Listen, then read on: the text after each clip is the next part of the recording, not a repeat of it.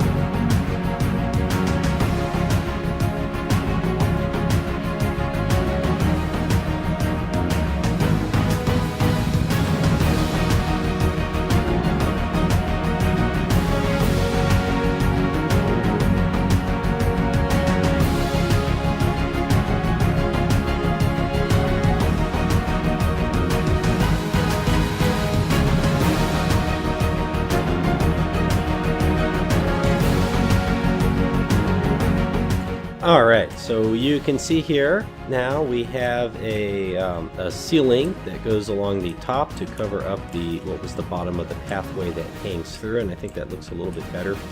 And we brought these archways down a little bit, and it looks like these two need to come down just a little bit further, so let's do that while we're looking at them. Let's see if we can get it back to where they were. And we'd like them right there so that they are the same height as the others. And then I pushed these two tile pieces right here. These are now a separate building because they were jutting out the edge and they were blocking the archway. So I separated them off the building and used the advanced move tool to slide them back to where they would be better. And I did that with these ones as well. All of these are the same height, or the correct height with the archways. The archways going underneath here give a better sense of the ability for this pathway to be supported. And I don't really like the rough transitions that are going on along the edges here. I may try to clean those up later, I may not.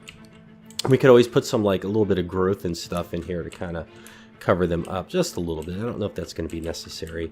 This part of the park is getting very, very, very decorated. There's a lot of scenery pieces in here. In fact, let's just do a quick scenery piece count. It's probably getting close to about 10,000. 6,200, so not so bad, not so bad. 6,200, 114 buildings. And then if we were to back out and get this whole area, let's see if we can get the camera moving a little bit more ideal. Let's just see what this whole thing looks like. This will be a rough estimate. It's probably getting close to 15,000. Yeah, there we go. 465, 250 buildings. We got 5 amusement rides, 5 flat rides, 4 track rides, 4 coasters. So this part of the park is, it's going to be kind of taxing on the computer hardware when we open it up and we have the guests running through it. And I do want to kind of fill in the whole park if I can. I don't know how feasible that's going to be. Good thing those new Intel CPUs came out recently that have a lot more cores, although I don't even know if that'll make a big difference. So anyways, what I want to do next is I want to kind of fill in the gap along here. And I also need to come back in and we need to address this. This is going to be a tricky thing to clean up and fix the way this wraps around this way. I'm going to have to use a few pieces. It's not going to be perfect, but thankfully nobody really has a good viewpoint over in this area of the park. And I'll probably go through and delete this inner walkway, or this inner wall that is no longer visible. So we'll see you in a little bit after we've done some more work. Hope you're enjoying it. Stay tuned and let's see what happens next.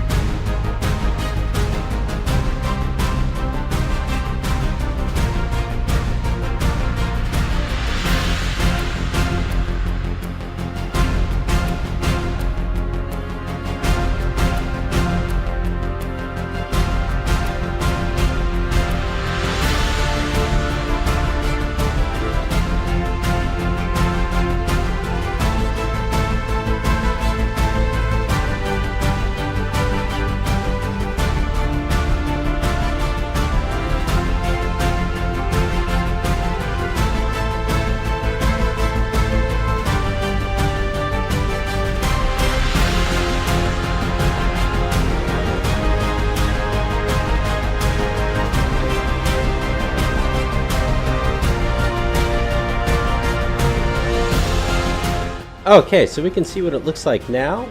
It's got the sandstone walls and supports going up underneath along all the paths, and we can see on this side it's got the same thing, although it is a bit of an abomination in some ways. It's not really perfect, but nobody has a real view to this, and we can always put some supports or other things over here to kind of mask this if we need to. I don't know that it will be necessary or not.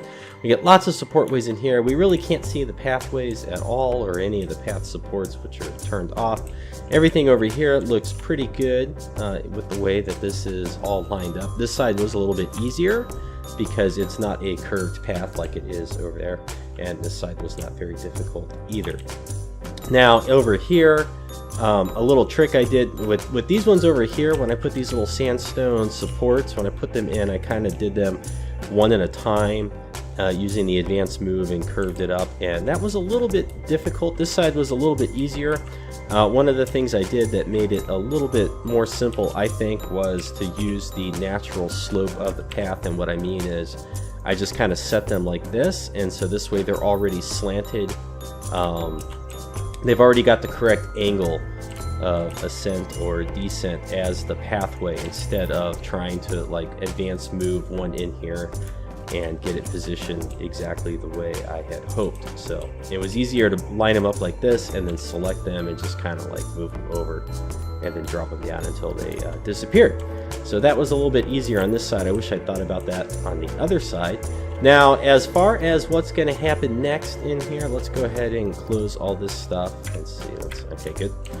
What's going to happen next is I will probably come back in at some point and do some more decorating up here. I don't know exactly what it will end up looking like. I'd kind of like to put that off. Oh, and then over here we have this very wide semicircle that leads up to the monorail station, and this is kind of something I did. If you never saw the episode over here, let's go look at it. I did the same thing over here, which is the right entrance to this. And let's see, I have another very wide walkway over here that's going to lead to the entrance to this, or I could actually move this pathway this way and create like a little semicircle here. And the reason I like to do that is I think it's kind of more efficient to have these semicircles, because as guests are going to be approaching from both directions to get on your attractions, and if the line is full, then they kind of mill around in here. And so if it's just a very short path leading into your main path and there's a bunch of guests milling around, then you end up with traffic problems. But turning it into this semicircle, it drags all the guests that want to go on this, it drags them off the main path. And so if they are going to mill around, they're milling around over here off the main pathway, and so they're not going to slow down guests that are just trying to go straight through. They're not going to slow down mechanics, janitors, security officers, entertainers. They won't slow them down, because if they are going to form a big crowd, it's going to be off over to the side. It's kind of like a little path optimization that I learned from a few of my early parks, where I would just build the queue straight up to the path, and then if they couldn't get on, you get these huge traffic jams where you just get a big mess. Now over here, definitely we have the problem over here, so I could potentially revisit this queue a little bit, and one way I might do that is to kind of drag it more this way and kind of create a little semicircle over here.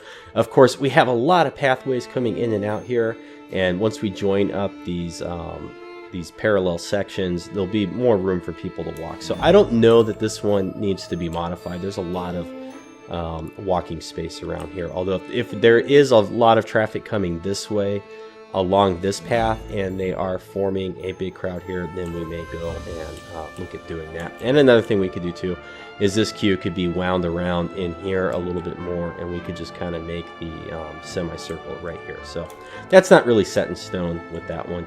And then over here, this is pretty poorly designed as well, although the Rocktopus, or I'm sorry, the Whirly Rig and the Rocktopus, they're not hugely popular attractions, so we may not get full queues with people being unable to go on the ride. So it may not even be an issue for those rides. The same thing with this, I call it the High Seas. I think it's called the Victory. And we'll definitely want to do something similar for the Hellion Ring, because that does draw crowds. But overall, it's usually the coasters and the monorail draw the most crowds, so those are the ones we really want to make sure have good throughput, and or don't cause traffic jams on the main pathways. So that was a huge tangent, just talking about this little semicircle and one of my crowd management tips. So as far as scenery, what's next? I would like to decorate this a little bit more. I would like to replace the path railing with a custom railing that's more akin to what we have up here, or maybe the rope nets would be good, because we don't want any toddlers to slip through these cracks and fall into the water. That would be catastrophic for our insurance. And let's see, what else do we have? Everything over here is kind of good.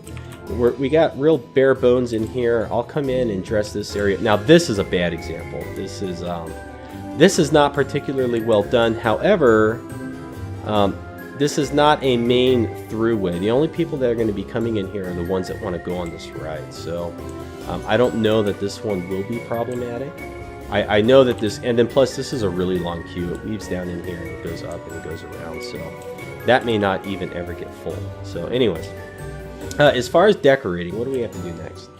We need to... Okay, I feel a cough coming on. Okay, so we're coming back here. I just coughed up a hairball, so I'm going to have to edit that out. So scenery-wise, what do we have to do next? I can't talk. It's aggravating my cough. We have to finish up the queue here, the right exit, and kind of loop it around. We have to hook this thing up to something. And we got to get this right entrance done. So those are kind of the next priorities. And then I'll put in some placeholder buildings and props and stuff for what might be the pirate town. And then I think we'll be ready to kind of move this stuff. I think we'll kind of drop it in over here or something.